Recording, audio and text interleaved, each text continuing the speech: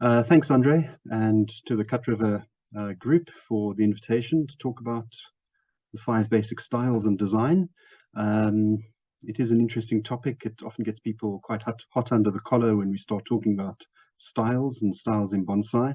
And certainly, in my early days, I have witnessed, almost, people coming to blows between Rudy, Adam, and Bernard Coetzee when they got into this discussion.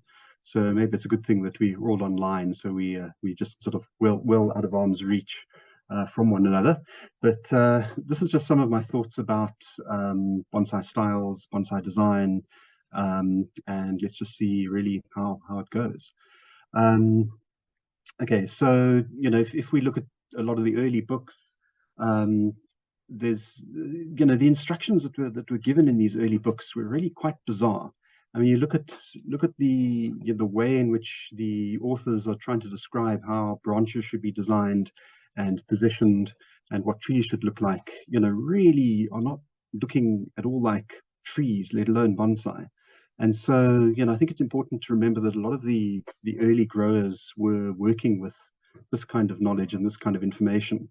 And we do need to move away from this kind of way of thinking and way of designing bonsai, and maybe move into things that look a little bit more like a real tree. So Len Redfern and myself, we wrote this article, Bonsai or Design Before Style, and it was published in the European or the British Bonsai magazine a number of years ago now. But I do think that it's quite relevant, and through producing that article, really kind of discussed in quite a lot of detail, in quite a lot of depth about how we understand design, bonsai styles, how all of that works together.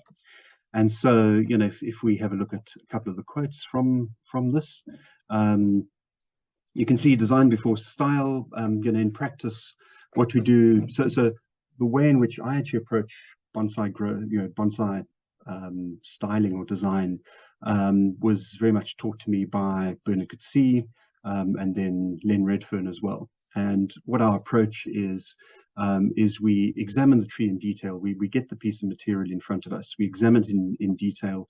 We list or look at the good points and the bad points, and then also look at potential focal points that we can use in the tree.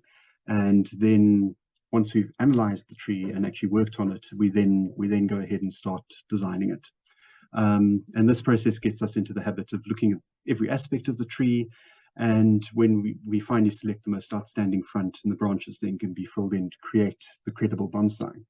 And I think the important thing at this point to realize is that once we've designed the tree, it can then probably fall into one of the so-called styles of bonsai. So we're certainly not we're not against the concept or the idea of bonsai styles, but what Len and I at that time, and what many of us in Cape Town do, is we don't have styles as something in mind when we are working on a tree. We really just using focal point design and working on the best points of the tree and bringing those features out. And then it'll probably ending up in some kind of a style. You'll be able to shoehorn it into a style. And if we're entering the Cape Bonsai Kai show, we'll be able to tell the judges what style the tree is actually going to be. And I think it's also important to remember that there is a place for bonsai styles. Many people who are greatly helped by the style method. It allows you to produce a bonsai that they enjoy. But we feel that if you're going to be more serious about your bonsai and you're using more complex material, a styles-based way of thinking is actually very, very limiting. This is the book that really started defining styles in bonsai. So this is Yoshimura and Halford, 1957. And what they did was they actually pulled together a whole series of different systems that were being used in Japan and distilled it down to an idea of styles. And I think the most important quote in this book in connection with styles is: a study of the illustrations will show the reader better than any number of words or system of classification exactly what is meant by the styles. And so it's again it's this kind of innate feeling. It's a kind of language that can be used, and it's a jargon, that allows us to be able to describe trees to one another. To talk about an informal upright style, people have in mind sort of what that kind of tree would look like, as opposed to having to go into great detail and describe all the different features of the tree that's encompassed by something like an informal upright style. And so, they took these multiple systems and actually created the styles. And then I think the other important thing to remember is that formalizing these actually created a huge market for bonsai, because it meant that practitioners in the West were able to produce things that looked more or less like the bonsai that were being seen from photographs in Japan. And people had a simple recipe or paint by numbers kind of approach, and they could actually produce things that looked like bonsai. And so formalizing bonsai created this huge market. You can teach people how to make trees look like bonsai. And I think the important part of this talk is that we're not actually against styles per se. We're just against the actual process of styling a tree. So we really need to design it and then bring out its best features, and then see what style it ends up in. And I think a very, very good example of the styles-based thinking was at a presentation or a convention that we went to in Cape Town. And this isn't the actual tree, but I think this tree is by Masika Kimura. And Ken Doble produced a tree that was very similar in look to this tree. So it was a tall, perfectly straight tree that was entirely dead except for one small branch that was at the base of the trunk. He called it Hiroshima.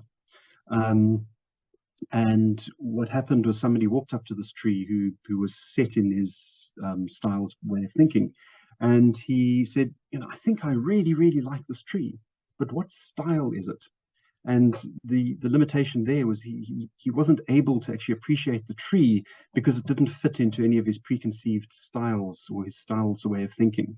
And so, to actually open one's mind up and allow other interpretations of the art to come in helps us to actually appreciate the bonsai.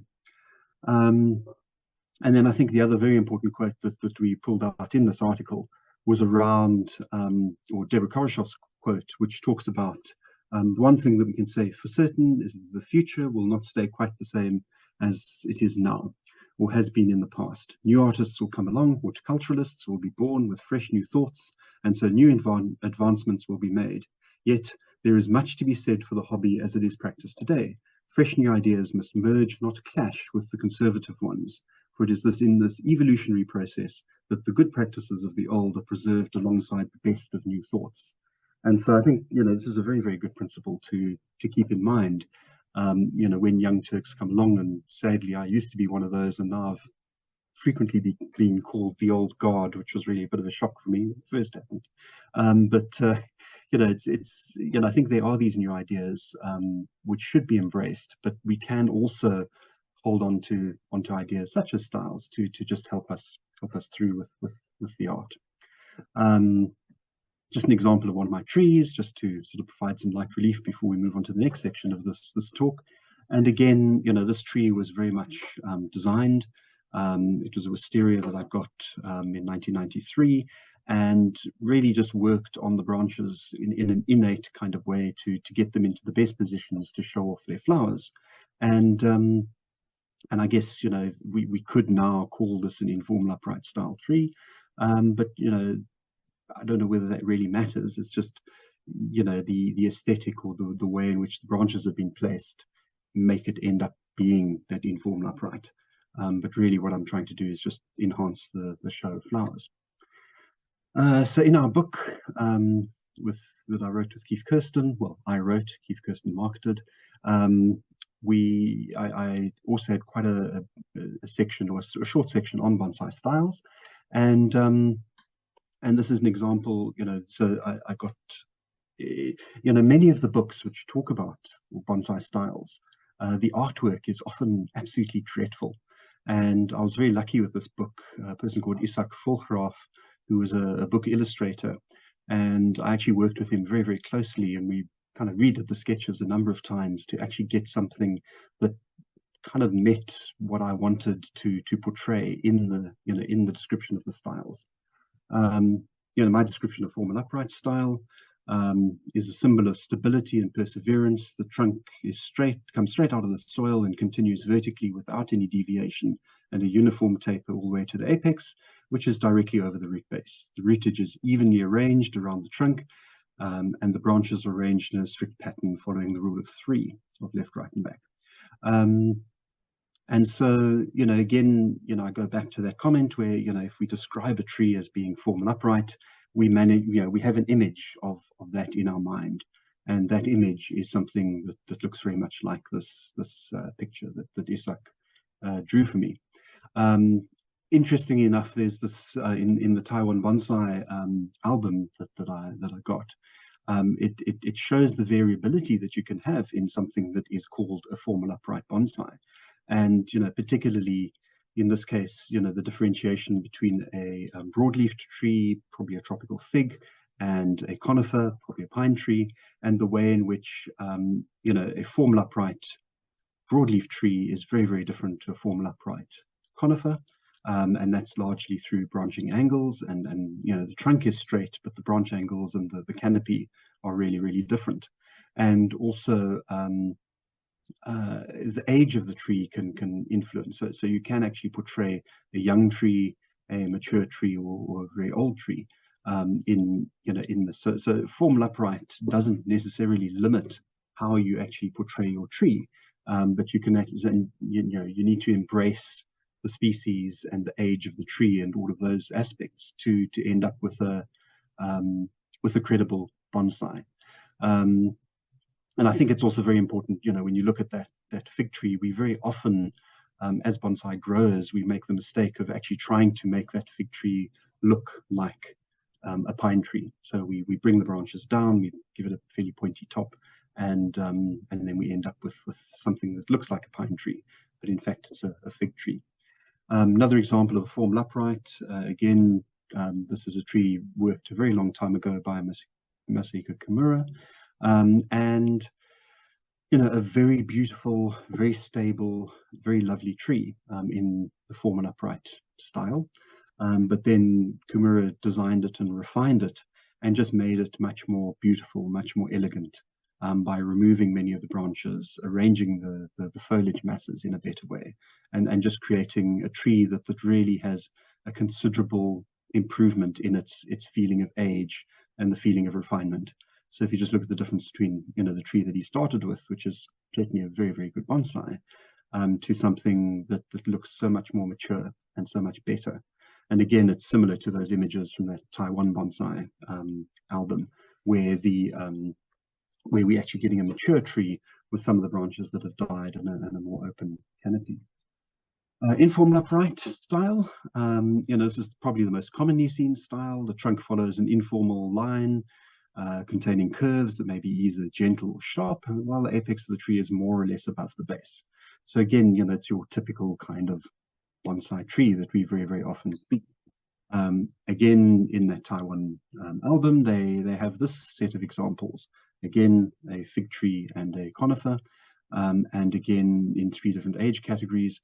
And you can see the way in which you can portray a so-called informal upright tree in very different kind of ways and get very different character presented in your bonsai. And so, calling something an informal upright bonsai doesn't necessarily limit your design choices or your creativity. Slanting style bonsai, the trunk can be straight or curved. This is the distinguishing feature of a slanting tree is that the apex is located away from the vertical line, drawn up from the base. And so we're beginning to get a tree that's much more dynamic. It's actually going some places, and you can create a whole lot more excitement with that tree. And I think again, the slanting style can be very, very exciting, but we also need to be careful that it doesn't become unbalanced or you have the sense that it's about to fall out of the container. So it's again a dynamic style, it's an exciting style, and has tremendous latitude. All of these 5 basic styles just have tremendous latitude for playing around with. Semi-Cascade, I think semi-cascades are particularly exciting, probably one of the more difficult styles to create. It's difficult, the horizontal dimension or horizontal direction on a tree is actually quite a weak, very strong direction, but a trunk feels very weak when it's in a horizontal position. When it's coming downwards or it's vertical, you get much more power and much more visual strength with the tree. And so creating a semi-cascade is challenging. It really isn't a walking stick with a curve and a perfectly straight trunk line. You do need to create some character. As I said, in the book, this less commonly seen owing to the difficulty in finding good stock material. The main line of the tree can either be very strong first branch, so you can have a short tree with a very strong first branch, or you just have the main trunk line, or a main trunk that can extend from the base horizontally or angled slightly below horizontal. So it's a very exciting style of tree. It gives great design possibilities, a lot of character, but not often something that's seen naturally in Southern African trees. Being subtropical and tropical in South Africa, generally our trees grow up, and generally we've got pretty flat landscapes, and so this kind of shape of tree is less familiar within the African or South African context. And then the last style, of the 5 basic styles is the full cascade. Bonsai. In bonsai, this is a tree whose trunk may extend upwards for a short time, but then sweeps over the side of the pot and downward at an angle greater than 45 degrees from horizontal. And this is a tree that's growing in the harshest conditions. Trees naturally grow upwards, and so it's actually in some ways in a very unnatural position, but it's a symbol of survival. It's a tree that's managing to survive in spite of the natural conditions, which are trying to tell it to do otherwise. And so again, cascading trees can be very exciting and very dynamic, and there's plenty of possibilities with cascading trees. I must say, this sketch is probably my least favorite sketch of the designs that Isak did, because I don't think it quite captures the spirit of a cascading tree.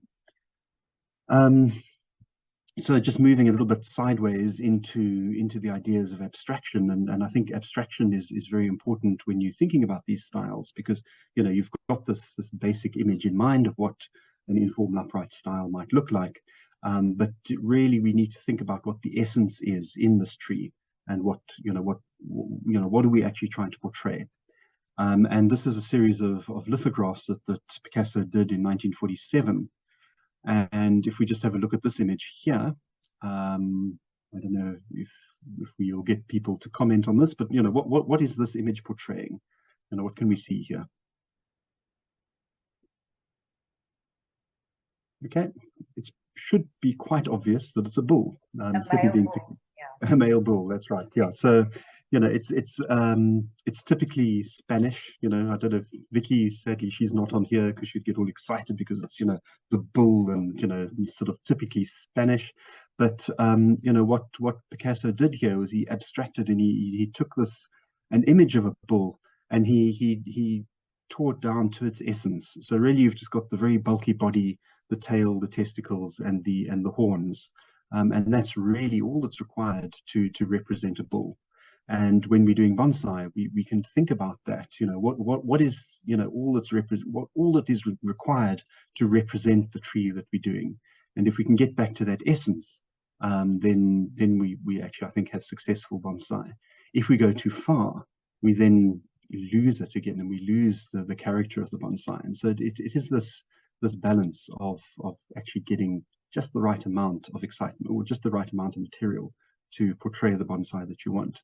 And then I'll just quickly go through the sequence. So what he did was this is actually the sequence backwards. So he started with a very general image of a bull, and then went backwards to the abstraction. So I'm taking the sequence in the other direction, but it was all on the same stone, and he produced this lithograph of well, 12 lithographs of the same concept.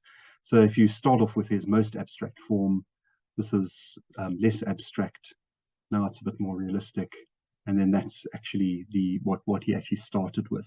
So he started with this image of the bull, and he ended up with that very abstracted image of what a bull should be.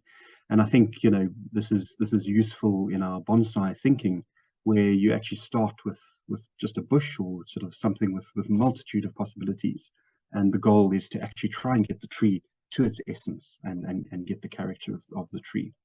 Similarly, Mondrian, a number of years earlier than that, you know, was a very early proponent of abstraction, and you know, this is one of the images that he or paintings that he did. Any ideas of what that is a painting of?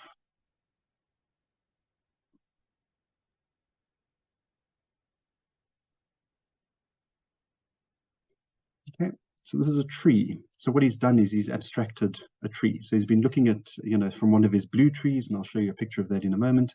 And then again, he just sort of reduced it down to just simple design. So that's one of his interim images, and this is actually what he started with. So if we look at this progression from that blue tree on the top left down to the bottom right, it's the way in which he's actually creating the essence of the tree. And you know, I'm not hopefully not trying to claim to be as good an artist, but you know, this is a similar sort of idea where I had this root over rock fig tree, and I have shown this particular tree before at a meeting last year. And you know, it's an okay tree. It was, you know, very well rooted on its rock. It was in a nice shallow pot. It had a good branching, and it created a nice canopy. But it was a tree that never really excited me. It never really set off my imagination. And it just really, you know, it was okay, but it really wasn't exciting. And it did mature over the many years that I've had it, but it just never really improved beyond that point. And what I actually did was I did completely redesigned it and ended up with this tree, turned it onto its side, and created something that I'm much more excited about. You know, I really enjoy the movement of it. I enjoy the power. I enjoy the excitement.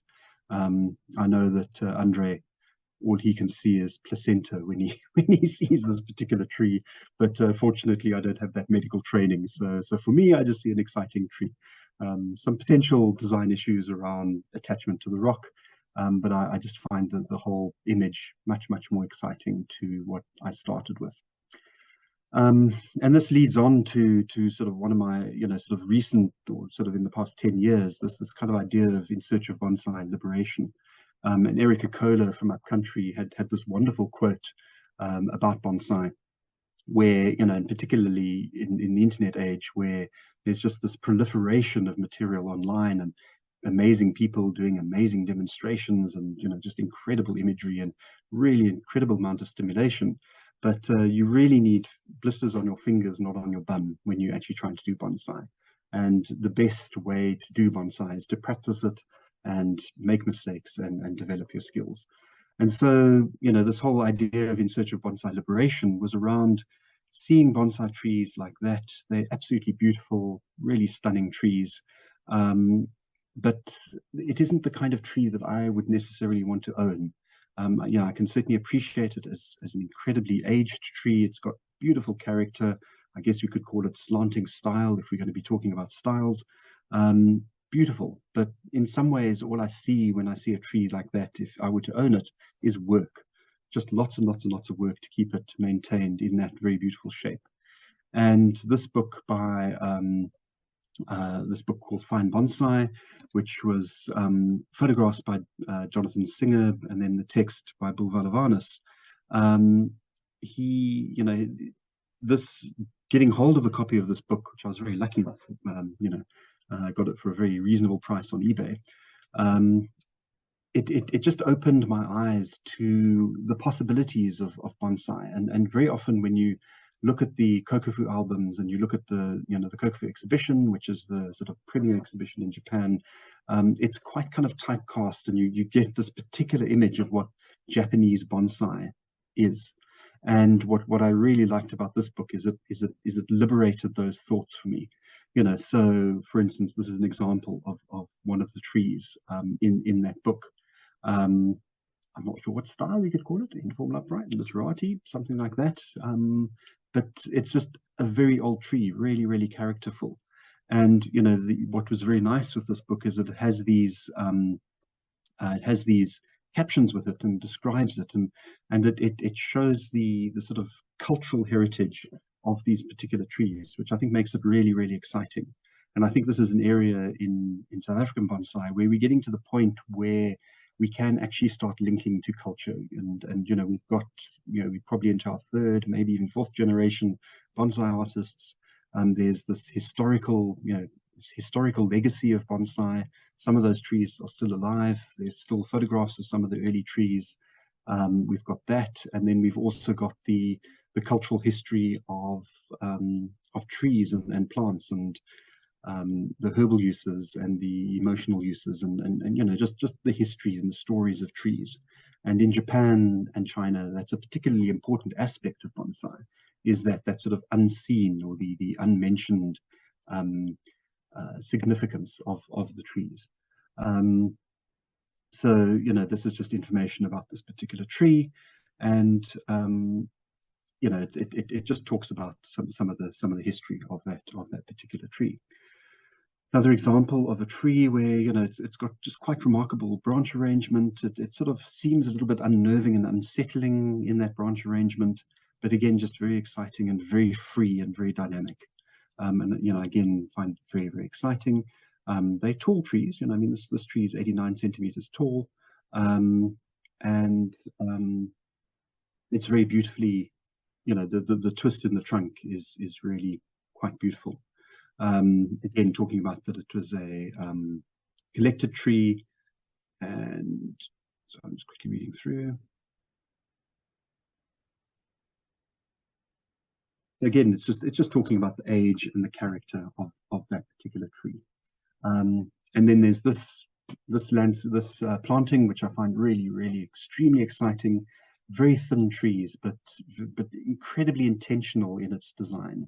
And I think maybe that's something that we can also take with bonsai when we're designing it, is what our intentions are, and to be intentional with our design. You know, styling, we can just be quite automatic and just create something that is, you know, kind of looks about right. Whereas when we're designing, we can really think about how every little part of the tree is placed. And, you know, when you look at a tree like this, or this group planting, the way in which the foliage pads are just so carefully placed. There's that foliage at the back of the planting to create the depth. There's the feeling of movement with the trunks. There's wind blowing through the branches. It's open, it's light, it's free. And then also, as I said in the caption, when we look at it in a moment, it's also very, very firmly anchored because it's planted on that rock. And so you've got this incredibly firm anchoring of these very light trees that are just floating and flying away. And to me, I just find that a really beautiful and elegant design. It's just absolutely lovely, and it's something that I can look at for a long period of time. Really, really exciting. So it was designed by Kimura. And it just talks about the way in which the branches have been really carefully placed, and then the very firm anchoring into the container with that rock. I find it very exciting. And then there's other aspects of bonsai. You know, I don't know if you've come across Lisa Chijima's work, Pop Bonsai, where she just uses seedlings and funny little pots and exciting, and it's just a great departure from the sort of traditional serious work of bonsai. And so, you know, again, this shows the latitude of the work that can be done. And, you know, again, I don't know what style that tree could be. You know, maybe it's informal upright, but it actually doesn't really matter. This is just a fun aspect of bonsai. So as a bonsai artist, we need to find what it is that makes the tree spectacular and memorable. And in other words, we need to find its essence. And having a styles-based way of thinking, I think, limits this latitude, or this ability to find its essence. If we design the tree, we bring out its essence, and then its style will follow. So if we start thinking about African styles, and you know, how do I understand it? And coming from Cape Town, I really struggled with the descriptions of the African styles, and it only really started making sense when I actually got north of Pretoria and actually started looking at trees. And so I was in the very lucky position. I did some postdoctoral work in the Kruger National Park. And so it meant that I was able to, 3 times a year, 4 times a year, I drove the length of the Kruger National Park all the way up the main road, up the middle. And so I was able to just immerse myself in those low-felt trees and get some sense of it. So Kruger Park 2003 was just a major revelation.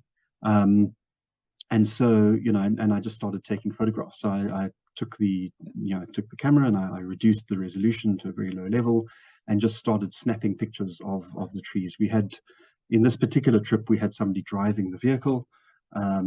Scarily, he was, the speed limit, I think on those roads is something like 60. He was driving at around about 120, 130 on those roads. It was terrifying.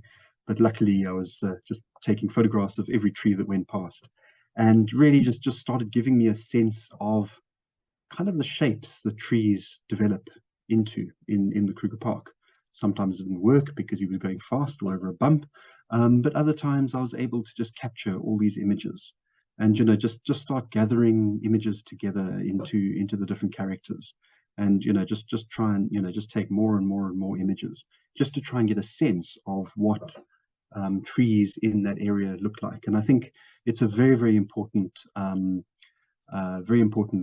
thing to do when you're actually really trying to get to grips with understanding the shapes of trees and how to actually design bonsai trees. You get beautiful groups, they're both sort of semi-deciduous and evergreen, absolutely spectacular fig trees along the rivers, broom style trees in this foreground, more mature broom in the background, trees with more angular branches, again very beautiful elegant trees, very thin trunks, but I guess you could call that a broom style. Again, another form of broom style, but again, the branch angles are very different. The arrangement of the twigs is very different. So it's the same style, just looks different. And then they start getting mature. Elephants start ripping pieces off them, and they start becoming more angular and more dynamic in their character. And they get destroyed by fire, but then pieces still survive. And you end up with these very gnarled and very characterful trees, as they become very old. And, again, similar to Robert Stevens', post-mature phase, you've got your young trees at the beginning of that sequence of pictures, mature trees, and now these post-mature trees where they're having to regrow their own balance and develop. And so, we wouldn't be able to create a tree that looks like this if we were thinking in terms of styles.